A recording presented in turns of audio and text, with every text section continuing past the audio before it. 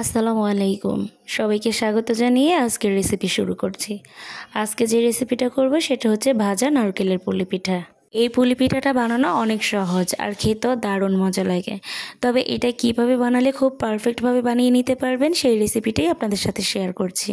যারা পিঠার ভাজটা ঠিকমতো দিতে পারেন না কিংবা বাসায় পিঠা বানানোর ছাঁচটা নাই তারাও চাইলে এই পিঠাটা বানিয়ে নিতে পারবেন। আর কিভাবে বানালে ফেটে যাবে না বা মসৃণ থাকবে সেই সবগুলো টিপস সহ এই ভিডিওটা আপনাদের সাথে শেয়ার করেছি। চলুন তাহলে রেসিপিটা শুরু করি। প্রথমেই পিঠার পুরটা বানিয়ে নিচ্ছি। এর জন্য আমি 200 গ্রাম চিনি আর 3 থেকে 4 টেবিল চামচ পানি দিয়ে দিচ্ছি। এরপর চিনির সাথে পানিটা ভালো করে মিশিয়ে নিব। যখন চিনিটা মিশে গিয়ে কালারটা চেঞ্জ হয়ে আসবে তখন এর মধ্যে আমি 1.5 কাপ কুড়ানো নারকেল দিয়ে দিচ্ছি। এই নারকেলটা আমি ফ্রেশ কুড়ানো নারকেল ব্যবহার করেছি। এরপর ভালো করে চিনির সাথে মিশিয়ে নিব। 2টা এলাচ আর 2টা তেজপাতা চিড়ে দিয়েছি। এতে করে দারুণ একটা সুঘ্রাণ আসবে। চুলার আঁচটা অবশ্যই লোয়ে রেখে এই পুরটা বানিয়ে নেবেন, এতে করে সুন্দর একটা কালার আসবে। এরপর যে আমি 1/4 কাপ পরিমাণে ভাজা সাদা তিল দিয়ে দিচ্ছি।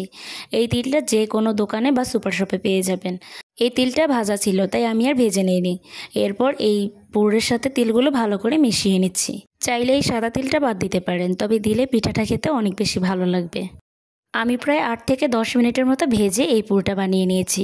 যখন দেখবেন পানিটা একেবারে শুকিয়ে গেছে আর কালারটাও চেঞ্জ হয়ে গেছে তখন বুঝবেন পুরটা রেডি। পুরটা এখন নামিয়ে নিব।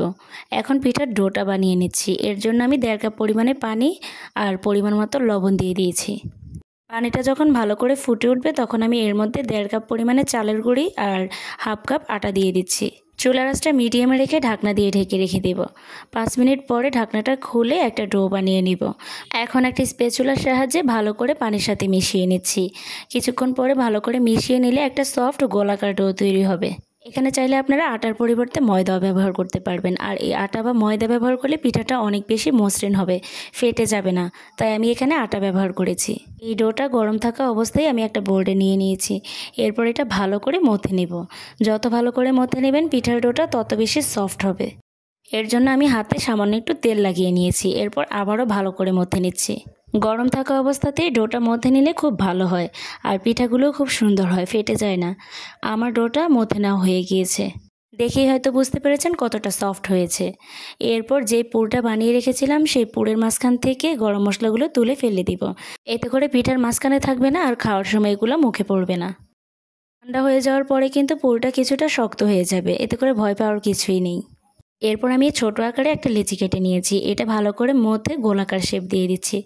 এখন একটা বেলুনের সাহায্যে হালকা হাতে বেলে নিচ্ছি। একেবারে মোটাও না আবার একেবারে পাতলাও না, মিডিয়াম সাইজের করে বেলে নিতে হবে। এখন আগে মাঝখানে পুরটা দিয়ে দিচ্ছি। এরপর পিঠার ভাঁজটা দিয়ে দিব। প্রথমেই মুখটা বন্ধ করে দিতে হবে ভালো করে। এই কাজটা ভালো করে করতে হবে। হাত দিয়ে চেপে চেপে দিয়ে তারপরে একটা কাঁটা চামচ নিয়ে নিয়েছি। এরপর মুখটা চেপে দিয়ে একটা ডিজাইন করে দিয়েছি। প্রথমে কিন্তু মুখটা ভালো করে চেপে দিবেন যেন পুরোটা না বের হয়ে যায়। এরপরে কাঁটা চামচ দিয়ে এরকম ডিজাইন করে দিবেন। এতে করে খুব সহজে পিঠাগুলো বানিয়ে নিতে পারবেন। আমি একটু বড় সাইজের 2টা পিঠা বানিয়ে দেখাচ্ছি। এর জন্য বড় 2টা রুটি বানিয়ে নিয়েছি। মাঝখান থেকে সমান ভাগ করে নিচ্ছি। এরপরে দুই পাশে সমানভাবে পুরটা দিয়ে দিব। এরপর পুরটা দিয়ে দেওয়া হয়ে গেলে উপর দিয়ে রুটিটা দিয়ে দিচ্ছি। আবারও মাঝখান থেকে সমান ভাগ করে এরপর ছুরি দিয়ে কেটে নেব। এরপর পিঠার যে বাড়তি অংশটা রয়েছে সেটাও ছুরি দিয়ে কেটে নেব। তারপরে হাত দিয়ে চেপে কাঁটা চামচ দিয়ে ডিজাইন করে দিব। আমি আবারও দেখিয়ে দিচ্ছি কিভাবে মুখটা সিল করে দিবেন। আর এইভাবে যদি আপনারা পিঠাগুলো বানান পিঠা ভাজতে আর কোনো ঝামেলাই থাকবে না। অথবা বাসায় যদি কোনো পিঠার চাচও না থাকে তাহলে আপনি সহজ পদ্ধতিতে পিঠাগুলো বানিয়ে নিতে পারবেন। আর এটা দেখতেও অনেক বেশি সুন্দর হবে। বড় পিঠাও বানাতে পারবেন, আবার চাইলে এরকম ছোট পিঠাও বানিয়ে নিতে পারবেন। আমি যেইভাবে ভাঁজগুলো আপনাদেরকে দেখিয়েছি খুব সহজভাবে দেখানোর চেষ্টা করেছি। আর এইভাবে সবাই পারবেন এই ভাঁজটা দিতে। আর এইভাবে যদি মুখটা ভালো করে বন্ধ করে দেন দেখতেও সুন্দর লাগবে আর ভিতর থেকেও পুরটা বের হবে না। আমার সবগুলো পিঠা বানানো হয়ে গিয়েছে আর দেখতেও খুব সুন্দর হয়েছে। এগুলো এখন তেলে ভেজে নেব। এর জন্য কড়াইতে পরিমাণ মতো তেল দিয়ে ভালো করে গরম করে নিয়েছি।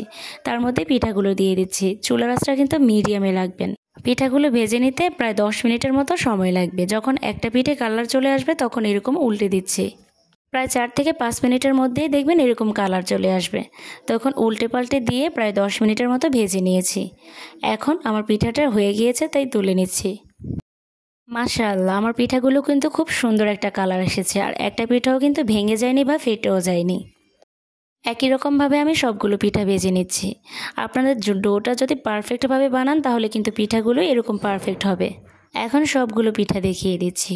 মাশাআল্লাহ, দেখতে যতটা সুন্দর ছিল খেতেও অসম্ভব মজার ছিল। যারা একেবারেই পিঠা বানাতে পারেন না তারাও চাইলে আজকের রেসিপিটা ফলো করে এরকম সুন্দর নারকেল ভাজা পুলি পিঠা বানিয়ে নিতে পারবেন। আর সবগুলো পিঠা কিন্তু একেবারে পারফেক্ট হয়েছে। একটা পিঠাও কিন্তু ভেঙে যায়নি বা ফেটেও যায়নি, পুরটা ঠিক মাঝখানেই রয়েছে। আমি একটা পিঠা ভেঙে দেখাচ্ছি কতটা সুন্দর আর পারফেক্ট হয়েছে। আশা করছি আজকের এই ভিডিওটা আপনাদের কাছে ভালো লেগেছে, আর ভালো লাগলে অবশ্যই লাইক কমেন্ট করে দিবেন। রেসিপিটা কিন্তু অবশ্যই শেয়ার করে রেখে দিবেন যেন পারফেক্টভাবে বানিয়ে নিতে পারেন। আর প্লিজ আমার চ্যানেলটা সাবস্ক্রাইব করে সাথেই থাকবেন। যারা ফেসবুক থেকে দেখছেন অবশ্যই পেজে ফলো দিয়ে রাখবেন এরকম সহজ রেসিপিগুলো পাওয়ার জন্য। আল্লাহ হাফেজ, আসসালামু আলাইকুম।